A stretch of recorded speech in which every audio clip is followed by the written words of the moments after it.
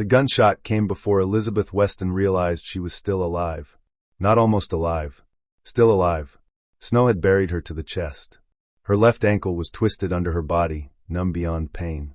The blizzard had turned the world into a white wall. And the wolf was 10 feet away, yellow eyes burning in the gray light, head low, ready. She had no breath left to scream. Then the gun cracked through the storm. The wolf didn't cry out. It just dropped, dead before it hit the snow. Elizabeth blinked.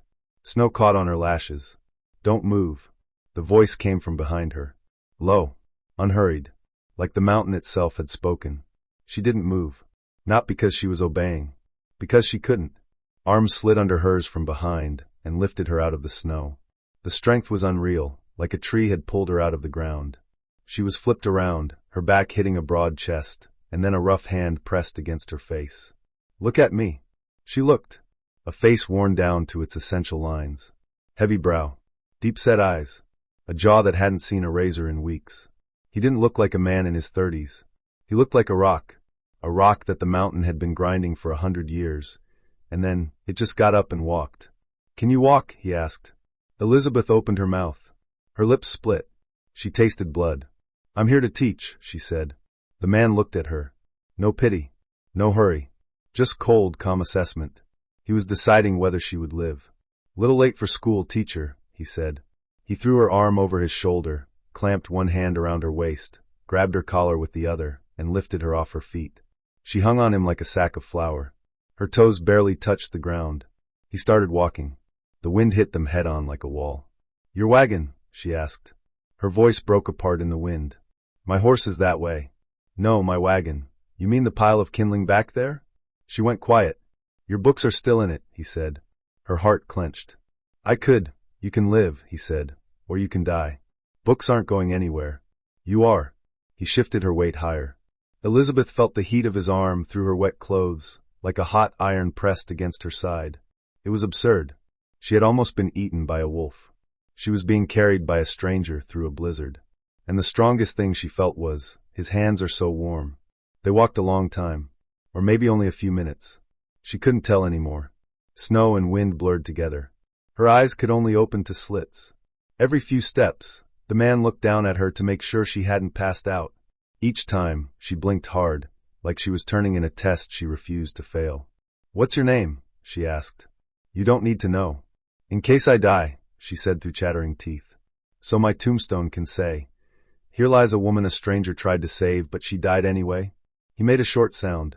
Not a laugh. Just something her stubbornness had bumped against.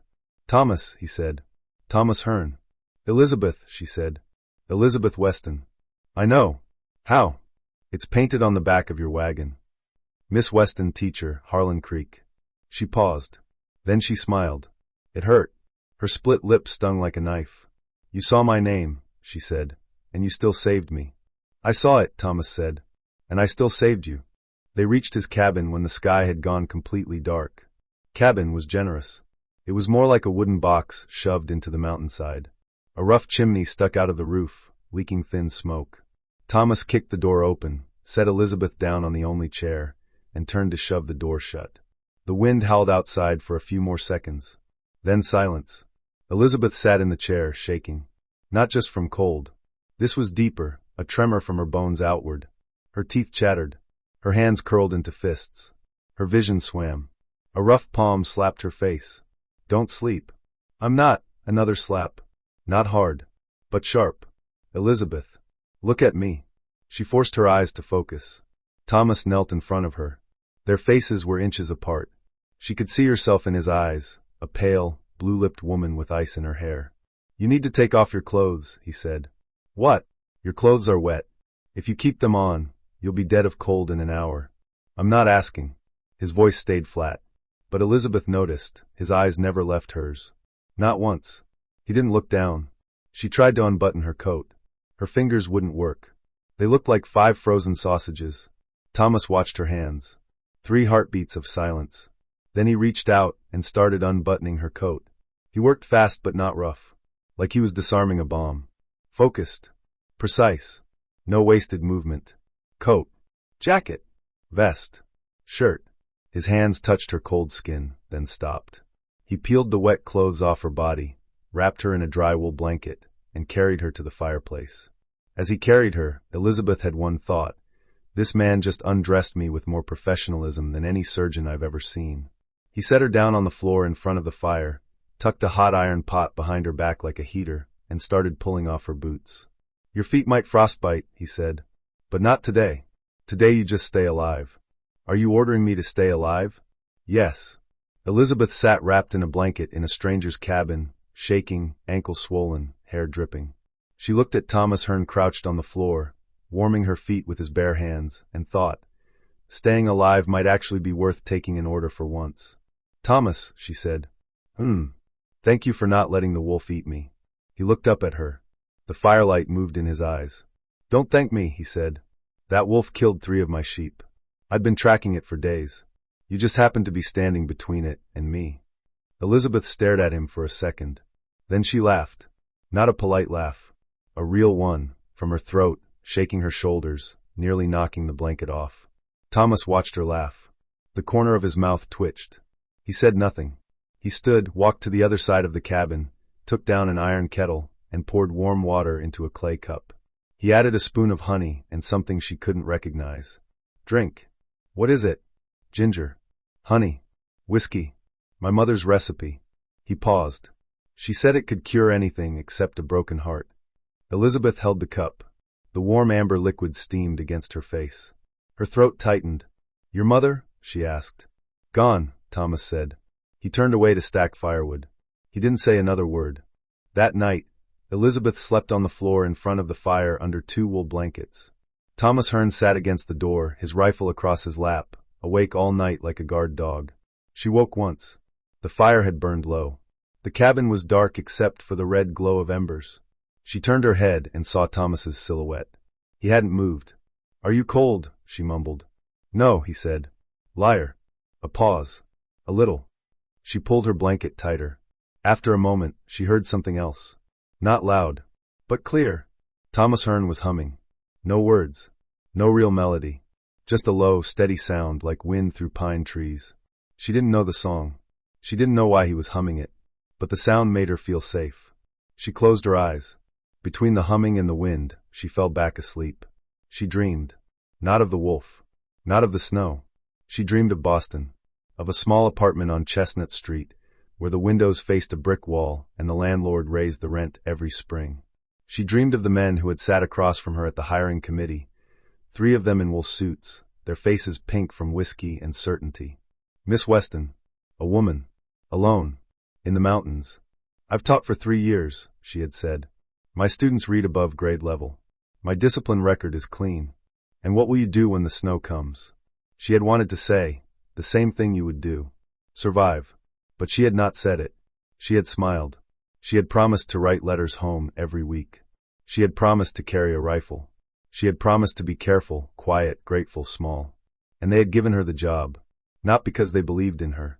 Because no one else wanted it. In the dream, she was back in that room. The men's mouths moved, but no sound came out. Their faces blurred into the same face, the same narrow eyes, the same thin lips, the same hands folded over the same round bellies. They were not 3 men. They were every man who had ever told her what she could not do. You'll come back within a year, one of them had said. Married or broken.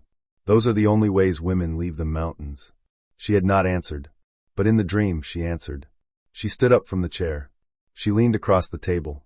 And she said very quietly, watch me. Then the dream shifted. She was on the wagon again. The snow was falling. The horse was screaming. The wolf was there, not one wolf now, but many circling, their eyes like yellow lanterns in the dark. And then a hand reached through the snow. Not a hand she knew. A hand that had never asked her name before pulling her out of the grave the mountain was digging for her. She grabbed it, and she woke up. The fire had burned low. The cabin was cold, but not freezing. She was on the floor, wrapped in blankets, and Thomas Hearn was still sitting against the door. His eyes were open. He was watching her. You were talking, he said. She swallowed. Her throat was dry. What did I say? He was quiet for a moment. Then, you said, watch me. She closed her eyes. Embarrassment burned in her chest. And then you said, Thomas continued, his voice low, I'm not broken yet. Elizabeth opened her eyes. She looked at him across the dark cabin. The embers lit one side of his face. The other side was shadow. "I'm not," she said. He nodded. "Just once." "I know," he said. He turned back to the door. She turned back to the fire. Neither of them spoke again that night. But after a long silence, she heard him hum again. The same low sound, like wind through pines, like something that had been there a long time and planned to stay. For the last 3 years, school boards, town councils, and men who never asked her opinion had told Elizabeth Weston what she could and could not do. But now, she just lay down on the bunk and pulled the heavy blanket over herself. The fire crackled. The storm howled. And for the first time in longer than she could remember, she felt entirely, inexplicably safe. By the second day, she had found his books. There were not many. A Bible worn to softness. A farmer's almanac from 1881. A water-stained guide to trapping. And one other, tucked behind the others as if it had been placed there by accident or hidden on purpose. A collection of poetry, its spine cracked, its pages marked in pencil. She held it carefully. Thomas came in from outside, stamping snow from his boots, and stopped when he saw what she was holding. Something shifted in his expression. Not embarrassment exactly. More like the look of a man who has been seen doing something he did not expect anyone to witness. "You read poetry," she said. "I read what I have." She opened to a marked page. The pencil lines were careful, deliberate, tracing under certain words. Not random words. Specific ones. Lonely. Silence. Endure. "Did you mark these?" she asked. A pause. "Some of them." Elizabeth looked up. He was watching her with that same unreadable steadiness, waiting for her to make something of it that he would have to defend. She did not. "I could read to you," she said. "In the evenings. If you'd like." He said nothing for a long moment. Then he moved to the fire and crouched to tend it. "If you want," he said. She opened the book and began. By the third day, she had learned several things about Thomas Hearn. He had been on this mountain for 6 years. He had come up after something had happened in the valley, something he did not name and she did not press. He knew every trail, every weather pattern, every animal track within 20 miles. He could read the sky the way she read a page, fluently and without effort. He had taught himself most of what he knew. He had never had a teacher. "I could teach you," she said that evening. She had found a stub of pencil and a blank page in the back of the almanac. Properly. Letters first, then words. He looked at the pencil. "I know my letters." Then words. Then sentences. She set the page on the table between them. "You marked those lines in the poetry book. You understood them. But there are more books than that one." He was quiet for a moment. The fire popped. Outside, the wind had dropped slightly, the storm beginning to exhaust itself. "Why?" he asked. She considered the question honestly. "Because you carried me through a blizzard without asking anything in return," she said. "And because you have a mind that deserves more than one book." Thomas looked at her for a long moment. Then he pulled the page toward him and picked up the pencil. His handwriting was slow and deliberate, each letter formed with the same careful attention he gave to everything. She watched his hand move and felt something shift quietly in her chest, something she did not name yet, only noted. They worked until the fire burned low. Neither of them suggested stopping. On the 4th morning, the storm broke. The silence was startling after days of wind. Light came through the window clean and sharp, turning the snow outside into something almost painful to look at. Elizabeth stood at the door and breathed cold air that tasted like pine and distance. Thomas came to stand beside her. "Road will be passable by tomorrow," he said. She nodded. She should have felt relief. She felt something more complicated. "The town will have noticed I'm missing," she said. "Yes. They'll have assumed the worst." "Probably." She turned to look at him. He was watching the mountain, his profile still, his breath steady. She had spent 4 days in a 12-foot cabin with this man, and she still could not entirely read him. But she had learned to trust the steadiness. She had learned that silence from Thomas Hearn was not indifference. It was attention. "Will you come down?" she asked. "To Harlan Creek." He did not answer immediately. She waited. "I don't go to town," he said. "I know." She paused. "I'm asking anyway." He looked at her then. Something moved in his eyes, brief and unguarded, gone before she could name it. "I'll bring you to the road," he said. "See you safe." It was not yes, but it was not no. Elizabeth Weston, who had learned to read the spaces between words, accepted it. They were halfway down the mountain when they heard the men. 3 of them, moving through the trees below, their voices carrying in the cold air. Thomas stopped. His hand came up, a single gesture, and Elizabeth stopped too, instinctively, without question. She had learned already that when Thomas Hearn went still, you went still with him. He listened. His eyes moved through the treeline with the same calm precision he used for everything. "Armed," he said quietly. "Moving fast. Not hunters." "How do you know?" "Hunters don't argue." He paused. "There are wanted men in these hills. Came up 2 weeks ago. I've been tracking them." Elizabeth felt the cold differently now. Tracking them for what purpose? He looked at her. To keep them away from the cabin. She understood then. He had known. He had been managing the danger quietly, the way he managed everything, without announcement, without drama. "We need to go back," he said. "Back to the cabin? They're between us and the road." He was already turning. "Come."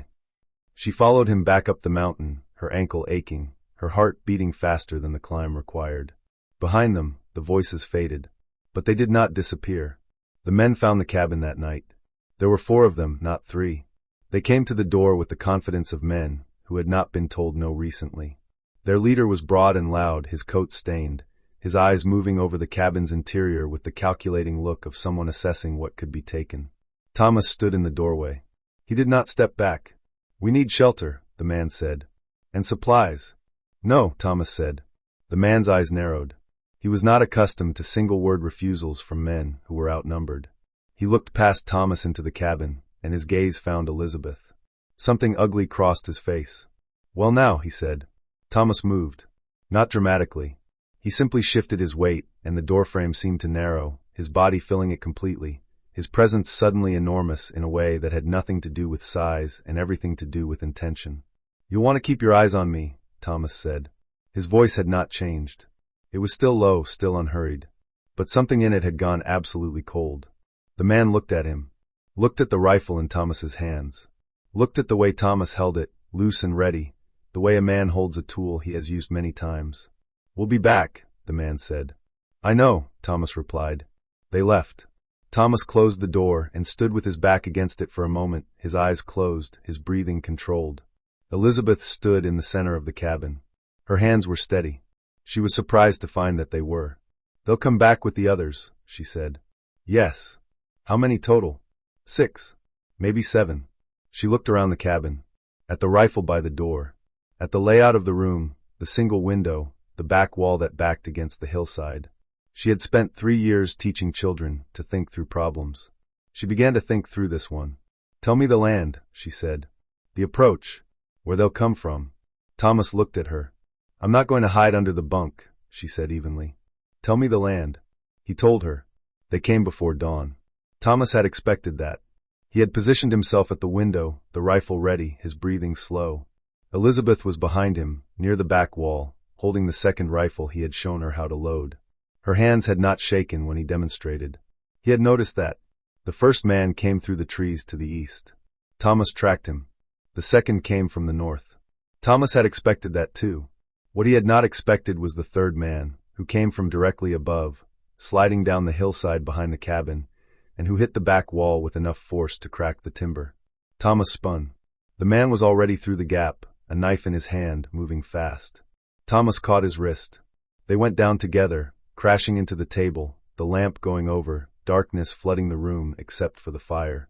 Elizabeth heard the struggle. She heard Thomas's breath go sharp, heard the sound of something connecting, heard him go down hard. She moved. She had been watching the approach from the east. She had been watching the way the men moved through the trees, the patterns they used, the gaps they left. She had been a teacher for 3 years. She had spent 3 years watching how people moved through space, where they looked, where they didn't. She opened the back door. She called out, her voice carrying clearly into the dark, giving a direction, a location, a sound for the men outside to orient toward. Then she moved sideways, fast, into the shadow beside the cabin wall. The 2 men from the trees came toward the sound. They came together, which was what she had counted on, because men moving toward a target always converged. They came through the narrow gap between the woodpile and the cabin wall, and they came through it single file, because there was no other way. Thomas had told her where the rope was. The first man went down hard. The second stumbled over him. Elizabeth was already moving, the rifle raised, her voice absolutely steady. "Don't," she said. They didn't. Inside the cabin, Thomas had the third man pinned. He was bleeding from a cut along his ribs, his breathing ragged, but he was upright, and the man beneath him was not moving. When Elizabeth came back through the door, 2 men ahead of her, their hands raised, Thomas looked at her from across the room. She looked back at him. Neither of them spoke for a moment. "You're bleeding," she said. "I know." He pushed himself upright, wincing. "Are you hurt?" "No." He looked at the 2 men she had brought in. He looked at the rope she had used. He looked at her face, which was pale but composed, her eyes clear, her hands finally, slightly, trembling now that it was over. "Elizabeth," he said. "Don't," she said quietly. "Don't make it into something large. I just thought it through." He was quiet for a moment. Then he said, "I know. That's what I was going to say." They came down the mountain 2 days later. Thomas had bound his ribs. Elizabeth had cleaned the cut along his side with hands that were careful and thorough, the way he had been careful and thorough with her ankle, and neither of them had spoken much while she worked. The 6 men were bound and walking ahead of them, their weapons gone, their confidence entirely absent. The road into Harlan Creek ran straight through the center of town. It was mid-morning. People were out. The first person to see them stopped walking entirely. Then another. Then another. Word moved faster than they did, rippling ahead of them down the main street, and by the time Elizabeth and Thomas reached the center of town, there was a crowd. Elizabeth had expected judgment. She had expected the whispers she had been bracing for since the moment the storm hit, the ones about a woman alone with a man in the mountains, the ones that would follow her into every classroom and every Sunday service for years. She had prepared herself for it. She had decided, somewhere on the mountain, that she would not apologize for surviving. What she had not prepared for was the silence. Not hostile silence. Stunned silence. The kind that falls when a crowd sees something it did not expect, and does not yet have words for. 6 bound men. 2 people who looked like they had walked through the end of the world, and come out the other side. Elizabeth Weston, who they had written off as dead, standing straight despite the limp, her coat torn, her hair loose, her eyes steady. And beside her Thomas Hearn, who half the town had never seen up close, who the other half had only seen at a distance and spoken of in lowered voices. The town sheriff pushed through the crowd. He looked at the prisoners. He looked at Thomas. He looked at Elizabeth. "These are the Cutter gang," he said slowly. "We've had warrants out for 3 months. "I know," Thomas said. The sheriff looked at Elizabeth. "Miss Weston, we thought." "I know what you thought," she said. Her voice was calm. "I'm here." From the back of the crowd, a woman's voice rose, sharp and carrying. She was alone with him for 5 days. In the mountains. Alone. The crowd shifted. Elizabeth felt it, the familiar pressure, the weight of judgment assembling itself. Thomas turned. He did not raise his voice. He did not make a speech. He simply turned and looked at the woman who had spoken, and then he looked at the crowd, and the crowd went very quiet, because Thomas Hearn looking at you directly was not a comfortable experience. "She kept me alive," he said. "And she brought these men in." He paused. "Anyone who has something to say about that is welcome to say it to me." No one said anything. Then, in the silence, with the whole town watching, Thomas Hearn turned to Elizabeth Weston and did something no one in Harlan Creek had ever seen him do. He reached out and took her hand. Not dramatically. Not as a performance. He simply took her hand the way a man takes hold of something he intends to keep, and he stood there beside her, and the crowd looked at them both, and the woman who had spoken did not speak again. From somewhere near the front, one of Elizabeth's students, a small boy with a gap in his front teeth, said loudly, "She's the bravest one." A few people laughed. Not unkindly. The tension broke like ice in spring, sudden and irreversible. The sheriff cleared his throat. "I'll need statements," he said. "From both of you." "Tomorrow," Thomas said. The sheriff looked at him. Looked at Elizabeth. Nodded. The school board met 3 days later. Elizabeth sat across the table from 4 men who had spent the previous week dividing her classroom supplies among themselves, certain she was dead and the position vacant. They had the look of men caught mid-action, their expressions caught between embarrassment and the instinct to defend themselves anyway. The chairman cleared his throat. "Miss Weston, given the circumstances of your absence." "I was caught in a blizzard," Elizabeth said. "I survived. I'm here." "Yes, but the nature of your—" "I brought in 6 wanted men," she said. "The sheriff has the warrants. The reward money, I'm told, is considerable." She folded her hands on the table. "I would like my classroom returned to its original condition. I would like my position confirmed in writing." And I would like it noted in the town record that I was absent due to weather, not impropriety. Silence. Miss Weston, the chairman began again. Mrs. Hearn, said a voice from the doorway. Every head turned. Thomas stood in the doorway of the meeting room, his hat in his hand, his coat clean, his expression entirely composed. He looked at the school board with the same steady attention he gave to everything, and the school board, to a man, looked slightly smaller than they had a moment before. My wife, Thomas said, has been more than patient. Elizabeth had not known he was coming. She looked at him across the room and felt something warm and certain move through her chest. The chairman looked at Thomas, looked at Elizabeth, looked at the other board members, who were all suddenly very interested in the table. The position is confirmed, the chairman said. In writing, as requested. The town took time. Towns always do. But towns also talk. Through that winter and into the spring, they talked about the schoolteacher who came down from the mountain with 6 prisoners. And they talked about the mountain man, the man who had never come to town before, but now came every Friday just to walk her home from school. They talked about the way he waited at the fence, patient as weather, while she finished with the last student. They talked about the way she always came out with her books under one arm and reached for his hand without looking, as if she already knew exactly where it would be. They talked about the evening in April when the Cutter gang's trial concluded and the sheriff read the verdict in the town square, and Thomas stood in the back of the crowd with Elizabeth beside him. And when the crowd cheered, he did not cheer, he just looked at her, and she looked back, and something passed between them that the whole town saw and none of them could quite describe. They talked about it for years. The cabin on the mountain had 2 rooms now. Thomas had built the second one in the spring, working steadily through the cold mornings before Elizabeth came up on weekends, fitting the timber with the same careful attention he gave to everything. She had brought books. He had built shelves. The shelves were full by summer. On the last day of the school year, Elizabeth stood at the front of her classroom and watched her students file out into the June light, their voices bright and careless with freedom. She stood there for a moment after the last one left, looking at the room, the chalk-dusted board, the small desks, the window that looked out toward the mountain. She had come here to escape a life that had stopped fitting her. She had come with a trunk full of books and a quiet, stubborn belief that she was worth more than the space she had been given. She had nearly died in the snow. She had learned to load a rifle. She had stood in front of a town that had written her off and refused to apologize for being alive. She picked up her books. Thomas was at the fence. She came out into the afternoon light, and he looked up, and she walked toward him, and he opened the gate, and she took his hand, and they walked together toward the edge of town where the road began to climb. Behind them, the town watched. No one whispered.